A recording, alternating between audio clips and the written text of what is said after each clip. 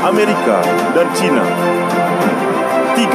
Alpan Lighting, berdiri sejak tahun 1999 di Amerika Serikat.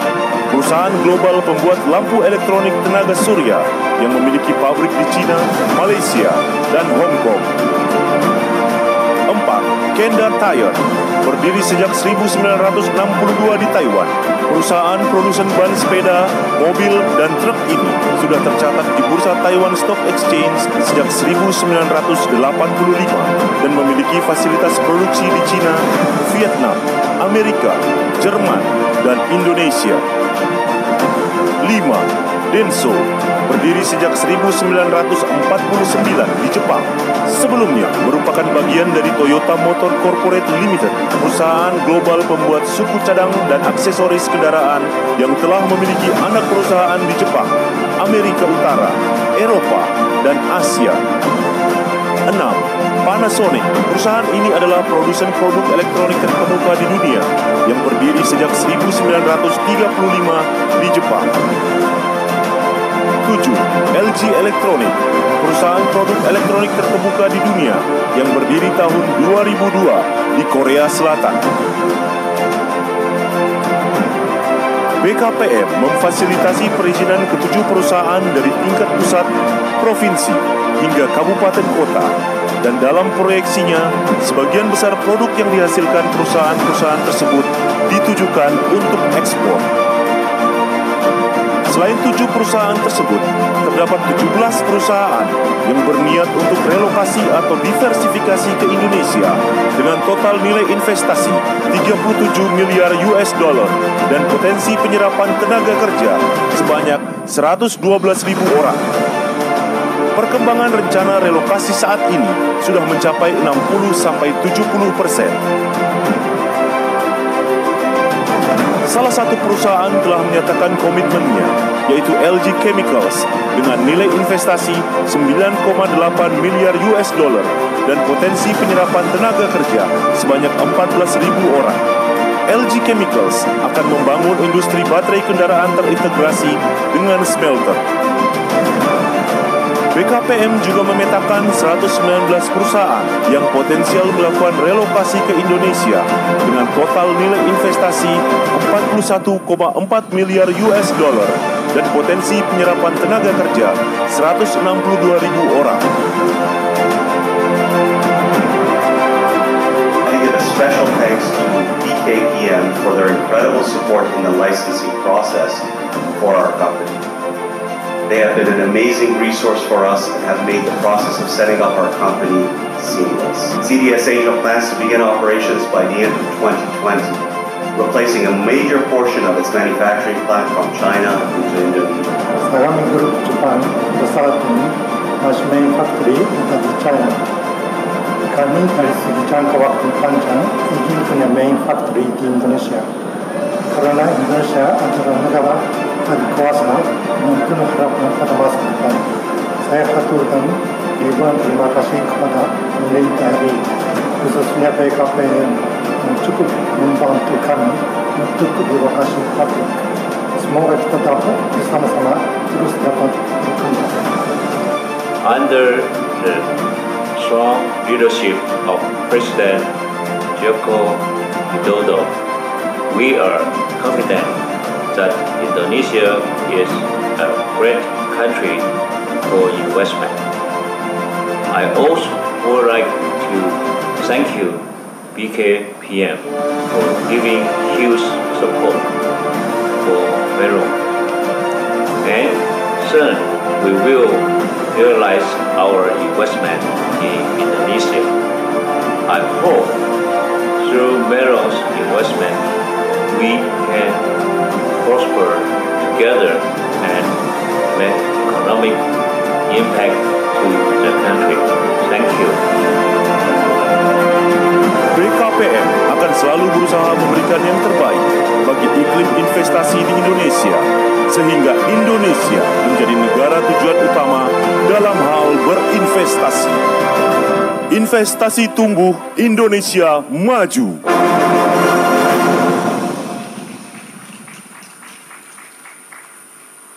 Hadirin, marilah kita simak bersama sambutan Presiden Republik Indonesia yang terhormat Bapak Joko Widodo. Kami silakan.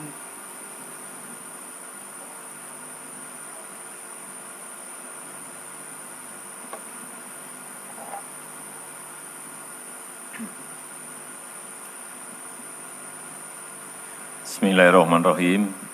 Assalamualaikum warahmatullahi wabarakatuh. Bapak, Ibu, dan saudara-saudara sekalian yang saya hormati, kenapa kita buka kawasan industri di Batang ini? Satu aja jawabannya, kita ingin membuka lapangan kerja yang sebanyak-banyaknya. Cipta lapangan kerja, itu yang kita tuju ke situ. Oleh sebab itu, tadi sudah saya perintahkan kepada Menteri, kepada Kepala BKPM, untuk industri-industri yang akan relokasi dari Tiongkok, China ke Indonesia, baik itu dari Jepang, dari Korea, dari Taiwan, dari Amerika, atau dari negara manapun, berikan pelayanan yang sebaik-baiknya. Kalau ngurus izinnya sulit, saya perintahkan langsung pada Kepala BKPM, urus dari A sampai Z, selesaikan sehingga investor merasa dilayani. Ini penting sekali. Yang kedua, urusan pembebasan tanah yang ini selalu menjadi masalah kita. Tadi saya bertanya kepada beberapa investor, sudah ada tanah misalnya di Serang, di Bekasi, nggak ada masalah, oke silahkan dilanjutkan. Tapi yang ada masalah, kita akan backup, bantu agar masalah itu bisa diselesaikan. Tetapi, kalau yang belum memiliki lahan tanah, silahkan nanti gunakan yang namanya kawasan industri di Batang ini. Kita akan siapkan kurang lebih 4.000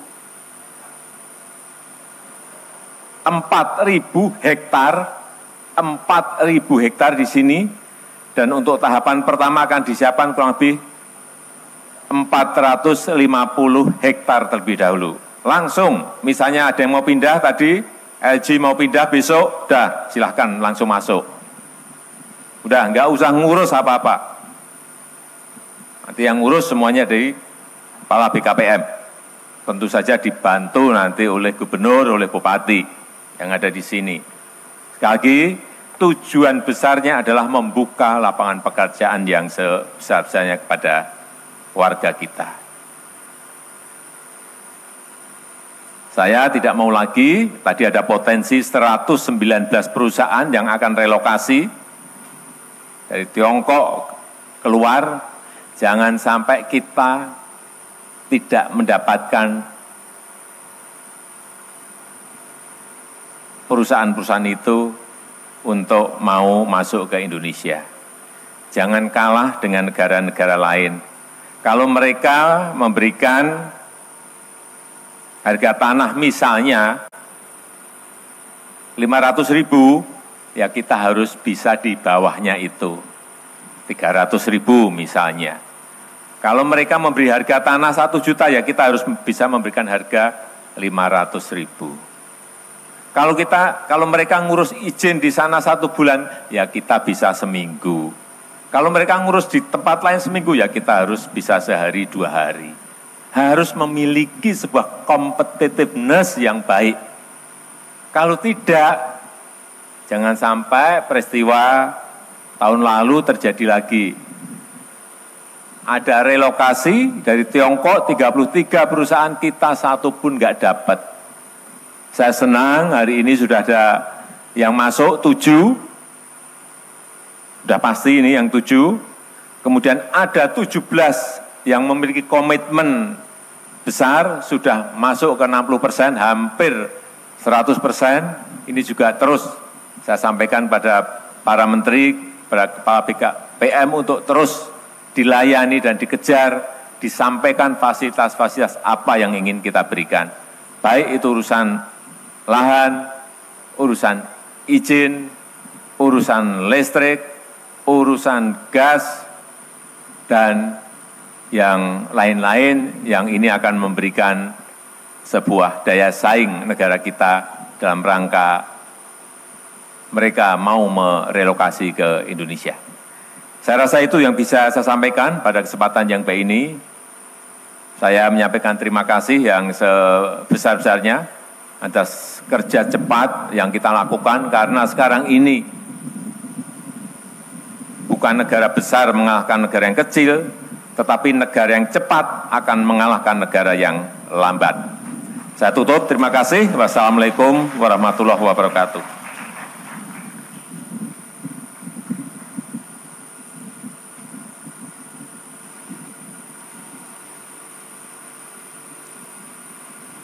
Presiden Republik Indonesia berkenan melakukan peninjauan kawasan industri terpadu Batang didampingi para Menteri Kabinet Indonesia Maju dan Gubernur Jawa Tengah. Hadirin dimohon berdiri. Kepada Bapak Ibu, undangan lainnya mohon untuk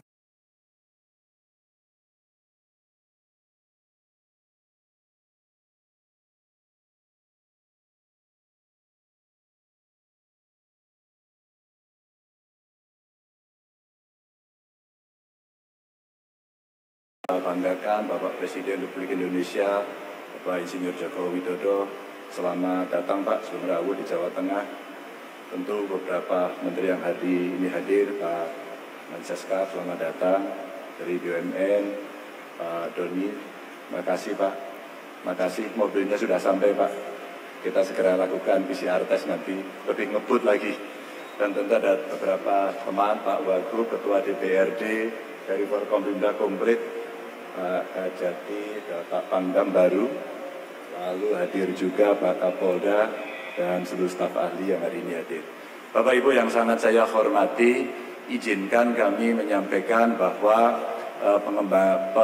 perkembangan penanganan COVID yang ada di Jawa Tengah. Boleh langsung kita paparkan, Mas?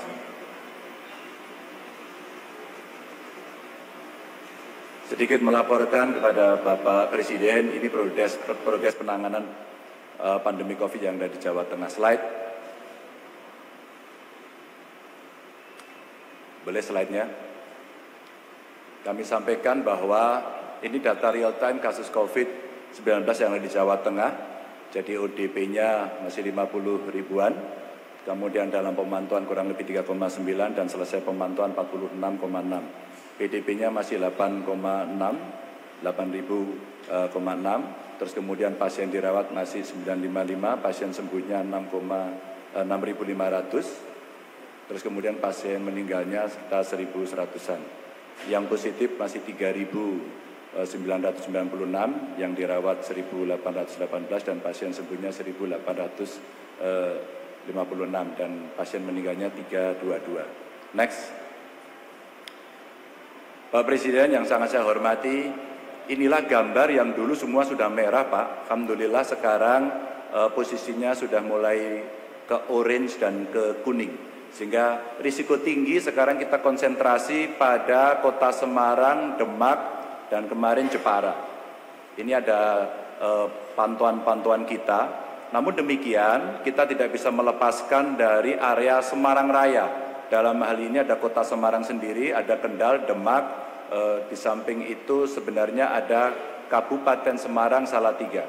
Nah ini beberapa gambar peta secara visual untuk kita menunjukkan kondisi yang ada di Jawa Tengah. Maka sekarang kita lagi coba membantu kawan-kawan Bupati Wali Kota yang hari ini juga hadir dalam Vikon. Mereka pasukan-pasukan di depan yang kita minta untuk mengamankan daerah masing-masing. Lanjut. Next. Bapak Presiden yang saya hormati, jadi ada penambahan sebelumnya.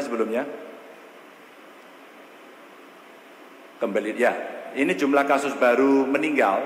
Jadi kami mencoba untuk melakukan satu analisis dari pasien yang meninggal. Jadi ada penambahan kasus, ini terbanyak terjadi pada minggu ke-26, ada 922 kasus. Ini salah satunya karena kota Semarang memang sangat aktif melakukan pemeriksaan bukan rapid tapi PCR.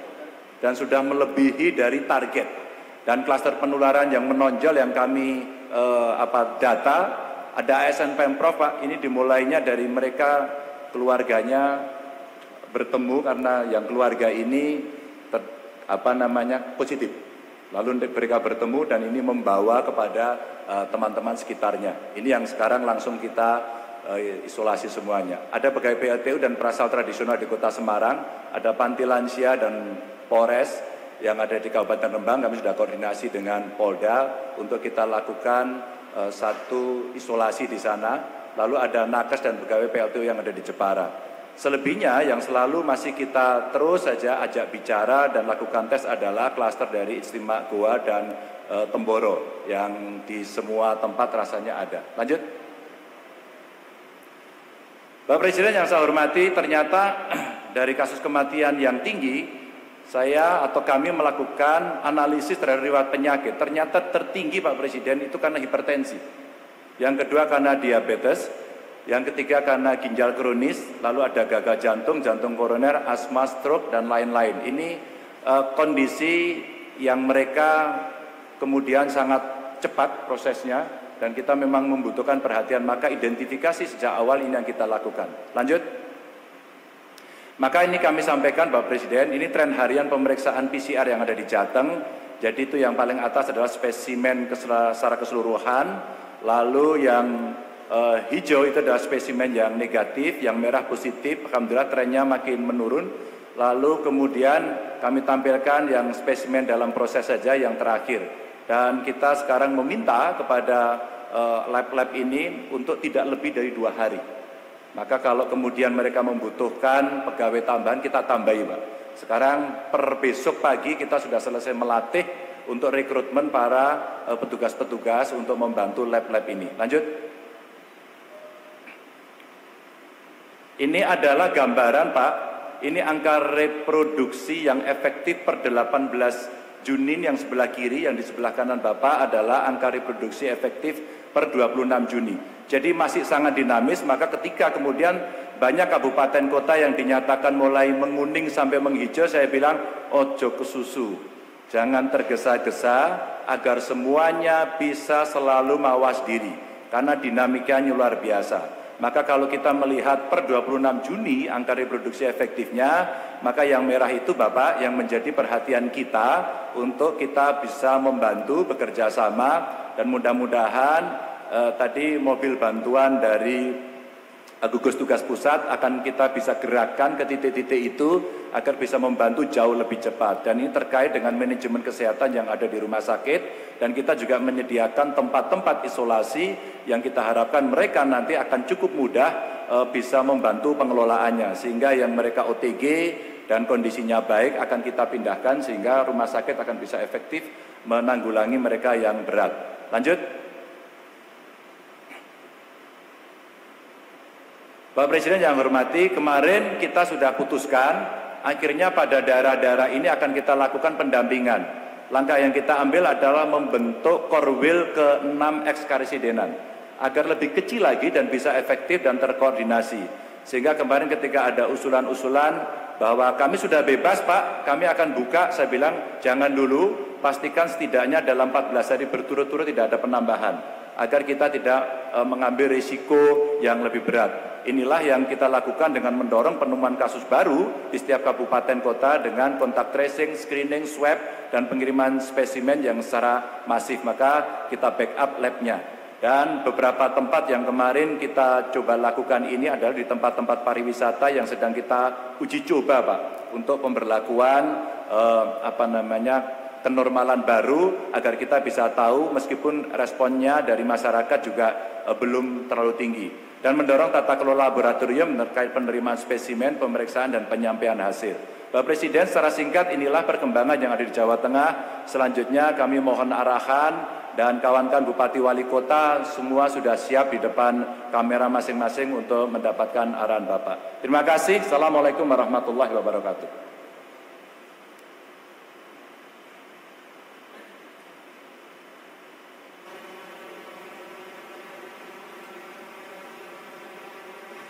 Bismillahirrahmanirrahim. Assalamualaikum warahmatullahi wabarakatuh. Selamat pagi, salam sejahtera bagi kita semuanya. Pertama-tama saya ingin mengucapkan terima kasih dan penghargaan yang setinggi-tingginya kepada Bapak Gubernur Jawa Tengah, Pak Wagub, beserta seluruh Bupati dan Wali Kota, serta gugus tugas, seluruh rumah sakit, jajaran dokter, perawat, tenaga medis, seluruh relawan, dan juga jajaran Forkompinda, utamanya dari TNI dan Polri yang telah bekerja keras, penuh dedikasi dalam mengendalikan COVID ini. Kita tahu ancaman COVID belum berakhir, ancamannya masih tinggi, kondisinya juga masih berubah-ubah, masih sangat dinamis. Oleh sebab itu, kita harus menjaga jangan sampai muncul gelombang kedua. Jangan sampai muncul second wave. Saya titip, yang kita hadapi ini adalah bukan hanya urusan krisis kesehatan, tetapi juga masalah ekonomi, krisis ekonomi. Karena kalau kita lihat sekarang ini yang namanya demand terganggu, supply terganggu, produksi terganggu.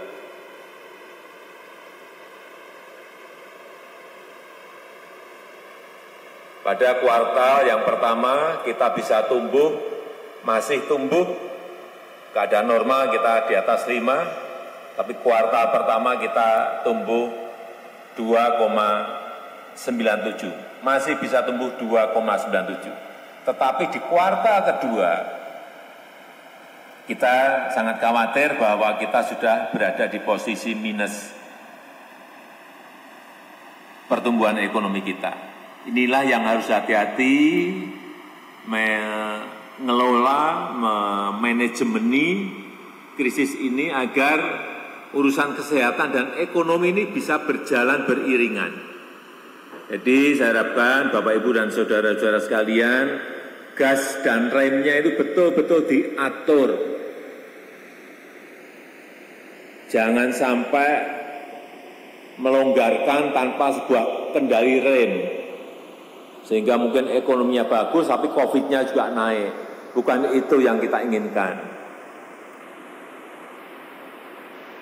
COVID-nya terkendali, tapi ekonominya juga tidak mengganggu kesejahteraan masyarakat. Tapi ini bukan barang yang mudah.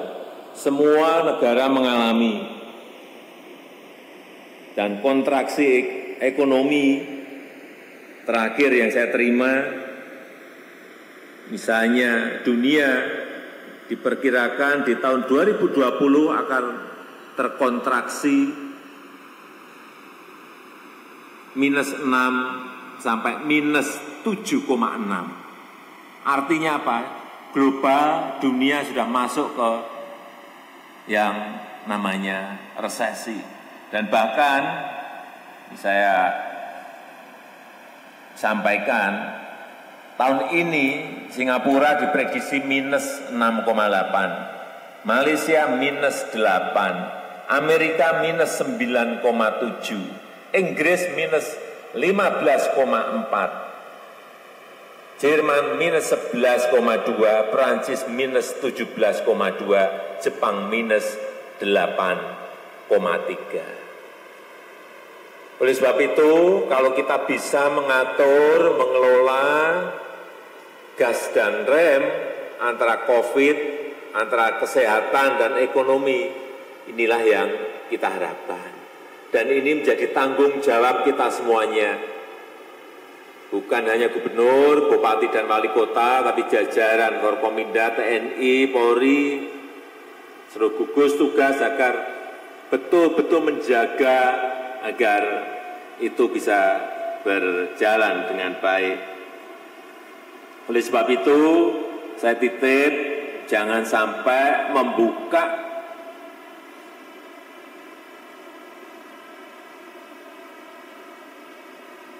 pada tatanan baru new normal, tetapi tidak melalui tahapan-tahapan yang benar. Setiap kita membuat kebijakan, setiap kita membuat policy, betul-betul tolong yang namanya data science itu dipakai. Yang kedua, saran-saran dari para saintis, para pakar juga dipakai. Sehingga dalam memutuskan itu betul-betul tepat sasaran. Tadi disampaikan oleh Pak Gub, data-data sudah jelas, ada, itulah yang kita pakai. Jangan sampai kita berani membuka, masuk ke new normal, tetapi keadaan datanya masih belum memungkinkan, jangan dipaksa. Sehingga tahapan-tahapan harus betul-betul disiapkan. Ada yang namanya yang pertama prakondisi, betul-betul ada prakondisi. Kalau sudah ada prakondisi masuk yang kedua, timingnya kapan kita buka. Timingnya harus tepat. Jangan sampai RT-nya masih tinggi, di atas 1, R0-nya masih tinggi, kita sudah berani buka. Hati-hati, jangan membuat kebijakan tanpa sebuah data sains yang jelas. Kalau sudah prakondisi, timing. Yang ketiga, prioritas sektor mana dulu yang dibuka. Tidak langsung dibuka semuanya. Apakah sektor industrinya sudah memungkinkan? Silahkan. Apakah sektor pariwisatanya sudah memungkinkan? Silahkan. Tetapi juga mungkin masih dibatasi, kalau kapasitas biasanya 1.000 ya, 500 dulu. Tidak usah tergesa-gesa, karena yang kita hadapi ini dua, kesehatan dan ekonomi. Yang semuanya harus berjalan dengan baik. Kalau prioritas sudah ditentukan, kita jangan lupa untuk setiap hari, setiap minggu, setiap 2 minggu, terus dievaluasi, dimonitor dan dievaluasi. Kalau memang keadaannya naik, ya tutup lagi. Harus berani seperti itu, harus berani memutuskan seperti itu. Tidak bisa lagi kita sekali lagi memutuskan sebuah kebijakan tanpa dilihat yang namanya data sains dan masukan dari para pakar. Yang kedua, saya titip kepada gubernur, bupati dan wali kota agar anggaran-anggaran yang berkaitan dengan kesehatan itu segera dikeluarkan. Karena ini menyangkut nanti peredaran uang yang ada di masyarakat. Yang kedua, yang berkaitan dengan belanja bansos juga disegerakan. Karena ini penting agar sosial safety net bagi warga kita terpenuhi, terutama yang memang terkena dampak dari COVID ini. Yang ketiga, yang berkaitan dengan stimulus ekonomi, terutama untuk usaha mikro, usaha kecil. Ini betul-betul juga provinsi, kabupaten, dan kota juga harus melihat lapangannya. Anggaran untuk ini juga siapkan. Pemerintah pusat juga menyiapkan, provinsi menyiapkan, kabupaten menyiapkan, kota menyiapkan. Ini berlapis-lapis seperti ini sehingga tidak ada semua yang tercecer. 3 hal ini segera keluarkan dari APBD kita. Sekali lagi, agar peredaran uang di masyarakat semakin besar. Saya kemarin sudah saya perintahkan juga minggu kemarin di seluruh kementerian dan lembaga juga agar mengeluarkan belanja-belanja yang ada, dan saya pantau setiap hari.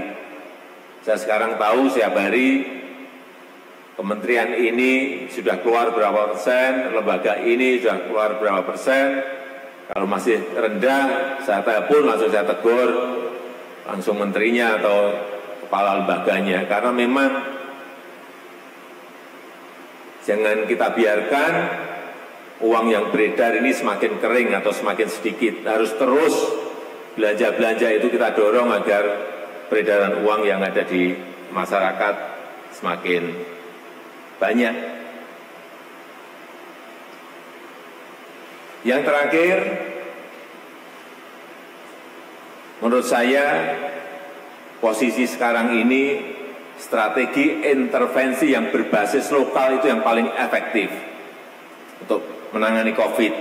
Strategi intervensi yang berbasis lokal. Jadi mengkarantina, mengisolasi RT, mengisolasi RW, mengisolasi kampung atau desa itu lebih efektif daripada kita mengkarantina kota atau kabupaten. Ini lebih efektif. Jadi strategi ini agar kita pakai bersama-sama, sehingga kita harapkan terjadi penurunan di RT maupun di R0. Saya sangat berterima kasih atas kerja keras seluruh jajaran di Provinsi Jawa Tengah, dan saya akan melihat, kita harapkan dalam bulan depan Juli betul-betul kita semuanya bekerja keras sehingga Jawa Tengah turun dan yang namanya COVID betul-betul bisa hilang, dan insya Allah ekonomi kita bisa merangkak kepada sebuah pertumbuhan yang normal kembali. Saya rasa itu yang bisa saya sampaikan pada kesempatan yang baik ini. Terima kasih. Saya tutup. Wassalamualaikum warahmatullahi wabarakatuh.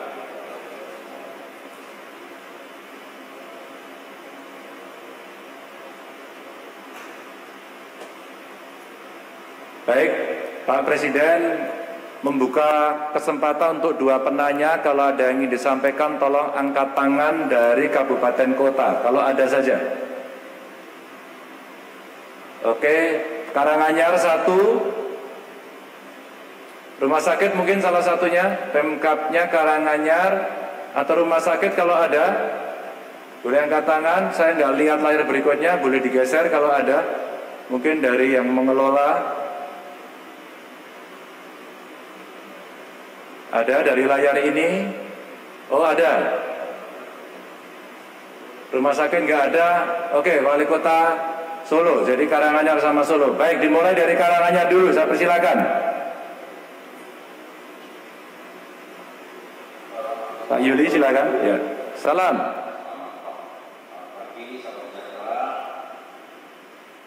Yang terhormat Bapak Presiden, Bapak Gubernur, Bupati, Wali Kota, Provinsi hingga se-Provinsi Jawa Tengah. Langsung saja yang pertama, apa yang disampaikan Pak Presiden sudah kita tindak lanjuti semuanya. Karanganyar kita perkecil yang terdampak COVID, kita isolasi di lingkungan masing-masing, termasuk bergerak cepat sepanjang ada yang positif, kita rumah sakit, lingkungan kita isolasi, kita kasih sembako, tidak bergerak kemana-mana, dan kita bikin suasana senyaman. Semuanya sudah berjalan, alhamdulillah, terus mengalami penurunan.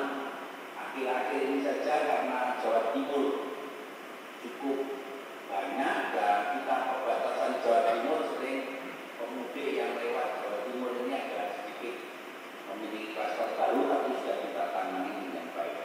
Kami hanya mohon izin Pak Gubernur melalui Kami sudah mengusulkan supaya memulai agar merangkak secara ekonomi ini harus melalui pembahasan APBD perubahan, karena semua anggaran kemarin kita refokusin khusus untuk menangani dampak COVID ini.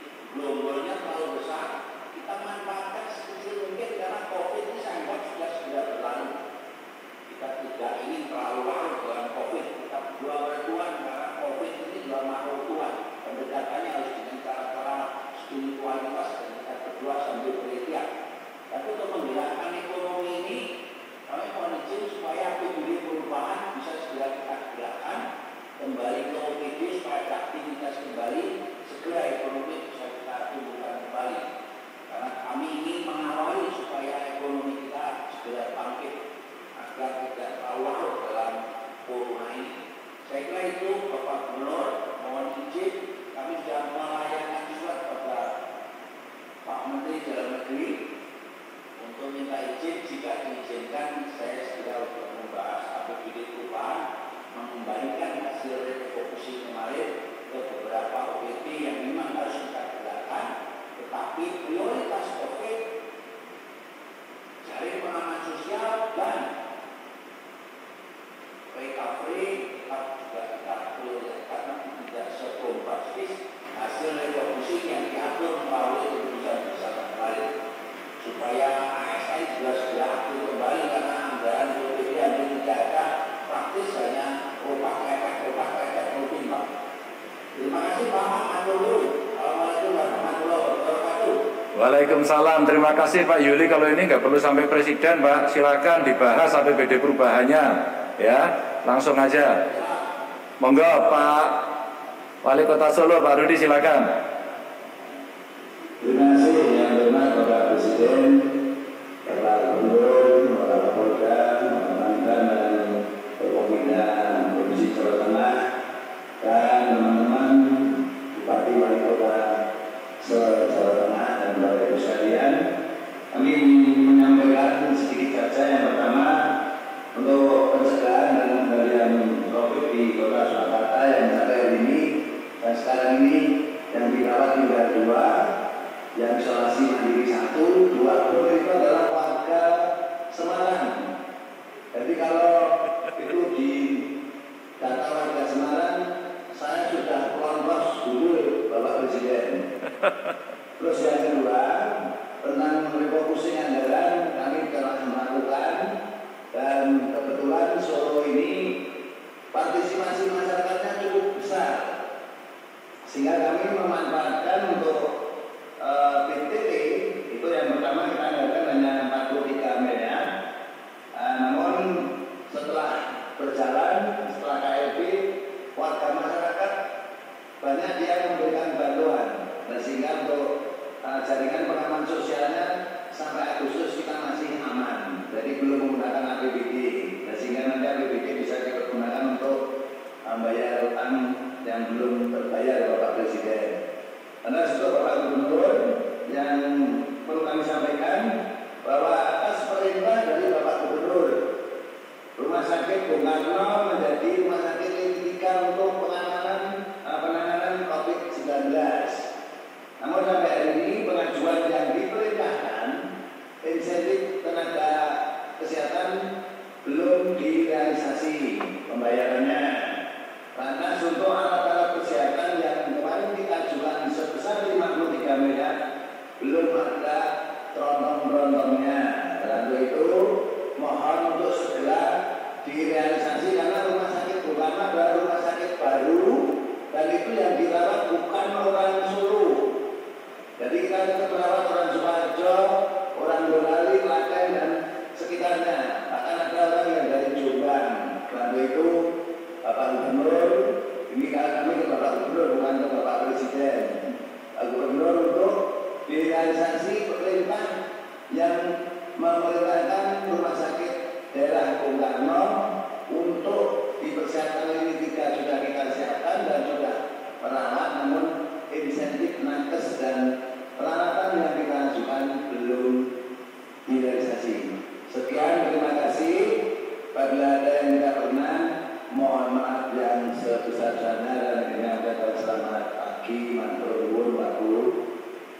Pak Wali, sebentar sebelum Pak Presiden menyampaikan, yang di Rumah Sakit Bung Karno sekarang yang dirawat ada berapa? Yang dirawat tinggal 1, Pak. Namun kemarin yang dirawat cukup banyak. Oke, sekarang tinggal 1. Oke. Nanti mungkin beberapa lagi sembuh. Pokoknya kalau tandanya Solono, kalau saya ada pelontos dulu, Pak. Oke, ya. Habis ini pelontos lagi. Nanti saya kirim Kepala Dinas Kesehatan saya untuk segera ngecek ke sana. Oke, makasih. Monggo Pak Presiden.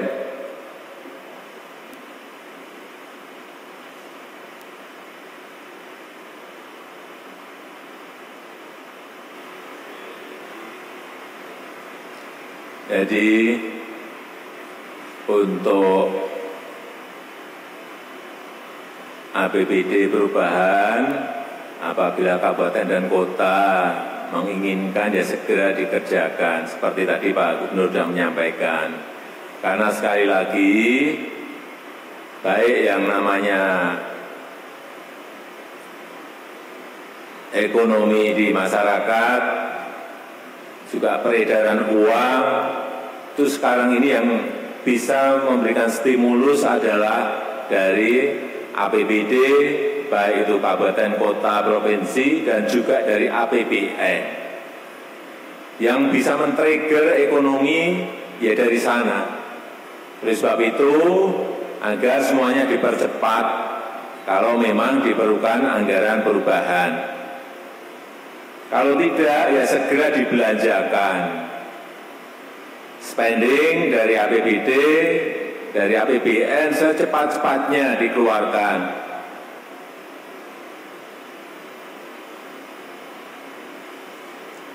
Saya melihat banyak daerah yang sudah melakukan, tapi juga banyak daerah yang belum melakukan belanja-belanja, baik itu belanja modal maupun belanja barang. Segera secepat-cepatnya. Seperti di Karanganyar juga misalnya mau buka pariwisata di Tawangmangu misalnya. Saya titip juga hati-hati. Apakah kesiapan, protokol kesehatannya sudah siap benar di lapangan, dicek. Jangan sampai nanti pengunjung, wisatawan lokalnya bludak, penuh, protokol kesehatannya tidak siap.